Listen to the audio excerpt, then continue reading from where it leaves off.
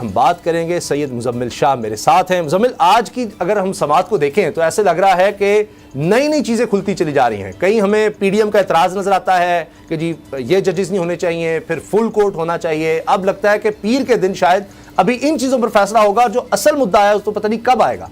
बिल्कुल जी, फ़ारूक एच नाइक साहब की अगर हम दरख्वास्त को अगर हम देखें, ऑब्ज़र्व करें आज, तो उनका जो बेसिक जो उनकी रिक्वेस्ट है वो यही है कि एक फ़ुल कोर्ट तश्कील दे दिया जाए जो कि सीनियरिटी की बेसिस पर हो। फ़िलहाल जो 9 रुकनी बेंच है इस पर ही वो एतराज़ कर रहे हैं और वो कहें कि 2 जजेस जो हैं उनको इस बेंच से अलहदा कर दिया जाए, क्योंकि इससे पहले CCPO से मुतल्लिक जो केस है उसमें वो इस नौइयत की समात कर चुके हैं और अब उनको चाहिए कि वो रिक्यूज़ कर दें इस बेंच से।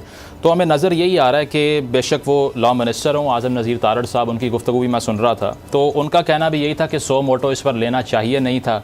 और इसके साथ साथ जो केस बिल्डअप किया जा रहा है, मरीम नवाज़ साहिबा ने भी कल जलसा आम के अंदर सरगोदा में जो बात की वो भी इसी से मुतल्लिक थी कि ये 2 शख्सियात इस बेंच से अलहदा हो जाएं, अदरवाइज़ कंट्रोवर्शियल हो जाएगा।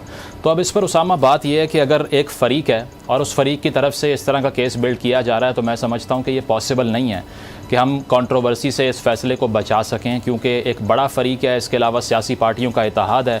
फ़ारूक एच नाइक साहब ने यह भी आज कहा है कि JUI का कोई केस हो, नून लीग का केस हो, इन 2 जजेस की कोर्ट में ये केस लगाया ही ना जाए। तो यानी कि वो एक लॉन्ग टर्म प्लानिंग चाह रहे हैं और वो ये चाह रहे हैं कि हमारे जितने लीगल मैटर्स हैं वो इनकी कोर्ट्स में ना जाएं। तो इससे नज़र यही आ रहा है कि अगर इस केस को हम ये एक्सपेक्ट करते हैं कि ये कंट्रोवर्सी में नहीं जाएगा, तो शायद ऐसा पहले ही हो चुका है। ऐसा होना तो दूर की बात है, मरीम साहिबा अगर खुलकर नाम ले रही हैं, फ़ारूक एच नाइक साहब जिनको कानूनी जादूगर भी कहा जाता है वो भी कुछ करना चाह रहे हैं कि शायद कोई रास्ता निकल आए इसमें से। तो अब पीर को मैं समझता हूँ कि सबसे अहम नुक्ता इस केस के सब्जेक्ट मैटर का नहीं है, वो ये है कि आया ये बेंच परजिस्ट करेगा या नहीं करेगा, आया 9 रुकन इस बेंच का हिस्सा रहेंगे या फिर सीनियरिटी की बेसिस पे फुल कोर्ट की तरफ ये मामला जाएगा। तो इसमें मैं समझता हूँ कि बजाय से कि केस पे डिबेट जो है वो फोकस रहती, लेकिन उसके साथ साथ ये मामला अब उससे आगे बढ़ चुका है। जिस तरह से आपने भी कहा कि इसमें नए एंगल्स निकल कर सामने आ रहे हैं और साथ साथ एक ये सवाल भी उठाया जा रहा है कि जो एब्सोल्यूट अथॉरिटी है चीफ़ जस्टिस ऑफ पाकिस्तान की बेंच तश्कील देने की, उससे मुतल्लिक भी जो बार काउंसिल्स हैं वो डिबेट करना शुरू हो चुकी हैं कि इस तरह पै दर पे हम देख रहे हैं कि जो बेंचेस हैं उसके ऊपर कोई ना कोई एतराज़ आ जाता है। तो इस सारी सूरत हाल को देखते हुए लगता यही है कि एक तवाना आवाज़ बनाने की कोशिश की जा रही है मुस्लिम लीग नवाज़ की तरफ से। बार काउंसिल्स के ऊपर भी वो काफ़ी उनके कंधे पर रख के बंदूक चलाना चाह रहे हैं, जिस तरह से आज़म नज़ीर साहब ने भी कहा और साथ साथ ये भी फैक्ट हमारे सामने है कि 6 बार काउंसिल्स जो हैं वो ये बात कर चुकी हैं कि इन्वेस्टिगेशन होनी चाहिए, जो ऑडियो लीक्स का मैटर था इससे पहले जो कि सामने आई थी।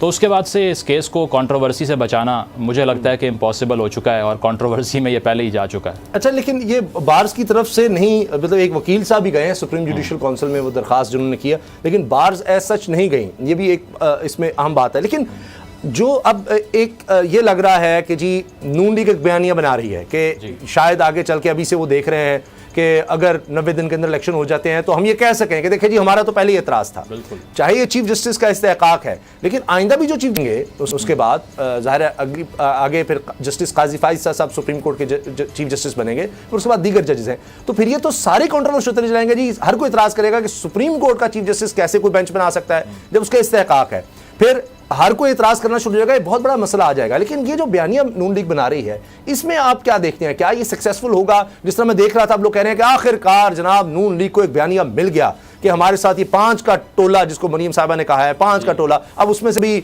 साबिक आर्मी चीफ कमर जावेद बाजवा साहब को माइनस कर रहे हैं, ताकि इमरान खान साहब को माइनस कर दिया कि अब वो शायद 5 का फिगर रखना चाह रहे हैं। तो आपको लगता है कि ये इस वजह से जहां जहां मरीम साहबा जा रही है उनके पास कहने को कुछ होगा, अब कम से कम उनको पता है कि अब हमने कैंपेन किस तरह से रन करनी है? बिल्कुल, एक बहुत बड़ा बयानिए का फुकदान था इमरान खान साहब की। अगर हम बात करें तो जैसे ही वोट ऑफ नो कॉन्फिडेंस होता है उसके बाद से खान साहब ने जिस तरह पहले इम्पोर्टेड हुकूमत का एक लकब दे दिया सारी इत्तेहादी हुकूमत को, साथ साथ अमरीकी साजिश की बात की, वो और बात है कि उससे आगे बढ़ गए, उन्होंने कहा कि लेट्स मूव फॉरवर्ड। और दूसरी जानिब अगर देखा जाए, शहबाज शरीफ साहब हुकूमत में हैं, लेकिन मरीम नवाज साहिबा कह रही हैं हमारी हुकूमत है ही नहीं। वो ये कह रही हैं नवाज शरीफ साहब वापस आएंगे उस दिन से हमारी हुकूमत का आगाज़ होगा। तो इस सारी सूरत हाल में एक बहुत बड़ा नैरेटिव का वैक्यूम था जिसको फिल करने के लिए ये एक अटैम्प्ट की गई है, जो कल हमने देखी कि 5 लोगों की तस्वीर दिखा दी।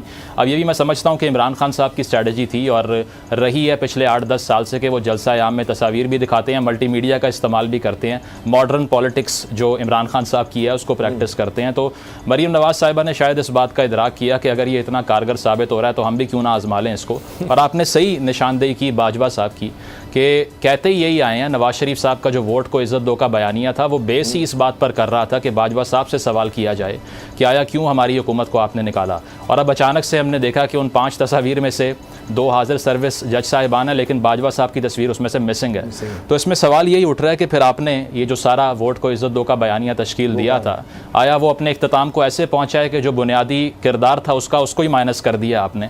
तो अब ये कारगर कितना साबित होता है ये आगे देखना पड़ेगा। नुकसान ये हुआ है कि वोट ऑफ नो कॉन्फिडेंस से जो वोट को इज़्ज़त दो का बयानिया था वो दम तोड़ गया, क्योंकि आपने दोबारा से स्टेक ले लिया सिस्टम के अंदर। बिल्कुल ठीक। अब ये तो अब हम देख रहे हैं कि सुप्रीम कोर्ट है, चीफ जस्टिस देखते हैं, इस पर फुल कोर्ट बनाते हैं और 90 दिन के अंदर इलेक्शंस का फैसला आता है नहीं। 2 पॉसिबिलिटीज़ हैं। एक तो ये कि 90 दिन के अंदर इलेक्शंस का आ जाता है, उसके बाद आप क्या देख रहे हैं, क्या होगा, क्या उसके बावजूद हो सकेगा। जिस तरह आज की मैं मिसाल देता हूँ, गुलाम महमूद डोगर साहब जी, फैसला आ गया सुप्रीम कोर्ट का, चाहे उन जजेस पे आपको इतराज था, आ गया, आपको मानना पड़ेगा। वो अभी तक उनको चार्ज नहीं दिया जा रहा सीसीपीओ लाहौर का। तो एग्जीक्यूटिव का बड़ा कुछ होता है। हमने माजी में देखा साबिक वज़ीर आज़म यूसुफ रज़ा गिलानी साहब, वो नहीं लिखा उन्होंने लेटर, और उस वक्त तो चले और बात ही, नवाज शरीफ साहब जाया करते थे। तो ये अगर सुप्रीम कोर्ट कह भी देती है, आपको लगता है उसके बाद भी मसाइल आएंगे? दूसरी पॉसिबिलिटी है कि आगे मामला चला जाए या दोबारा कहें जी असेंबली बहाल हो गई, वो उस पर बाद में आते हैं। लेकिन अगर 90 दिन के अंदर कहा जाता है जी इलेक्शंस होंगे या 1-2 दिन ऊपर, तो फिर आप क्या देख रहे हैं? इलेक्शन कमीशन, हुकूमत, दीगर लोग, जो इलेक्शन कमीशन शिकायतें कर रहा है जी हमें तो कोई सपोर्ट ही नहीं कर रहा, फंड्स भी नहीं है, वो सब हो सकेगा या फिर डिले होगा? देखिए, आपने सही निशानदेही की है कि सिर्फ इस फैसले के अलावा भी इतने रोड ब्लॉक्स हैं कि अगर हम उनको काउंट करने लगें तो एक लंबी फहरिस्त बन जाती है। जिस तरह से आज़म नज़ीर साहब ने कल बात की, उन्होंने कहा कि नई हल्का बंदियाँ बहुत ज़रूरी हैं, मरदमशुमारी बहुत ज़रूरी है। अब ये पॉइंट बहुत कॉम्प्रिहेंसिव है अगर इस पर नज़र डालें, क्योंकि उनका ये कहना कि नई हल्का बंदियों के अलावा इंतखाबात में जाना जो है वो सही एक्ट नहीं होगा। तो अब ये कोई प्रोसेस ऐसा नहीं है जो 1-8 महीने में मुकम्मल हो जाए। अगर मरदमशुमारी करवानी है, डिलिमिटेशन की आपने बात करनी है, तो उस पर एक लंबा प्रोसेस फॉलो करना पड़ेगा। इसके अलावा जिस तरह से हमने अताउल्लाह तारड़ साहब को भी देखा है ये कहते हुए कि 70 अरब रुपया कहाँ से आएगा अचानक से, इकोनॉमिक कोलैप्स कर रहा है। इसके अलावा हमने देखा है अमन व अमान की सूरत हाल खासी ख़राब है। तो इसमें से कोई भी बहाना जो है वो तलाश किया जा सकता है, उसको टेकअप किया जा सकता है और दोबारा से वही गेम खेली जा सकती है जो गवर्नर साहब और इलेक्शन कमीशन खेल रहे हैं। तो उसमें यही है कि अगर हुकूमत फ़ंड जारी नहीं करती या इलेक्शन कमीशन ये गिला करती है कि हमारे पास रिसोर्सेज ही नहीं है इलेक्शन की एक्सरसाइज को कंडक्ट करने के लिए, तो उसके बाद मैं समझता हूँ दोबारा से ये मैटर जो है वो कोर्ट्स में जाएगा। फ़िलहाल तो जो मैटर गया कोर्ट्स के अंदर उसको ही कंट्रोवर्शियल कर दिया गया कि सो मोटो का इख्तियार है या फिर नहीं है। और साथ साथ ये भी कि जिस तरह से सो मोटो के ऊपर बेंच के अंदर भी डिबेट हुई है, ये कहना भी गलत होगा कि सिर्फ ये बात बाहर से हो रही है। जस्टिस जमाल खान मंदोखेल साहब की अगर हम बात करें तो उन्होंने इस बात को भी क्वेश्चन किया है कि आया यहाँ सो मोटो लेना बनता था या नहीं बनता था, इस पर भी डिबेट की जाएगी।